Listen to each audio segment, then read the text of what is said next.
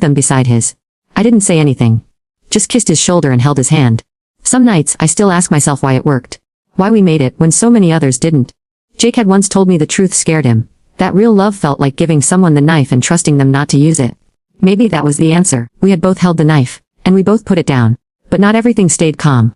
One Saturday morning, we received a letter. It was postmarked from another city. No return address. The handwriting was familiar. Inside was a single photo, Jake and me, sitting on the rooftop during our picnic date. The fairy lights, the food, the mismatched containers, my laugh frozen in time. His eyes locked on mine, no threats, no note, just the photo. Jake stared at it for a long time. Camilla? I asked softly. He nodded once. Probably. Should we be worried? Jake folded the photo and tucked it away in a drawer. No, he said. She can watch all she wants, but she doesn't get to rewrite this story. And that was it. She never reached out again. Life didn't return to how it was before. It couldn't. But it became something else. Better. I returned to classes.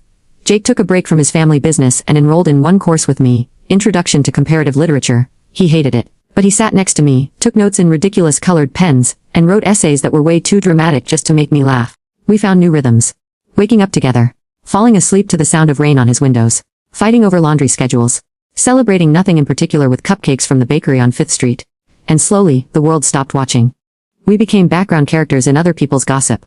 Which was fine by me. Because Jake and I were busy building something no headline could capture. Something boring and beautiful and real. One night, lying on the couch with my head on his chest, Jake whispered, "Do you ever think about what would have happened if we never made that deal?" I nodded. Sometimes. And I think we would have missed each other, I said, because we would have assumed we were too different. That we weren't worth the risk. Jake kissed my forehead. But we were. We didn't need contracts anymore. Or titles. Or numbers. But one day, much later, when the spring came back and the cherry blossoms bloomed around campus again, Jake knelt beside me on a quiet street bench and opened a small box. It wasn't dramatic. There was no audience, just us, and a question. "Will you keep staying?" I laughed, and I cried, and I said yes.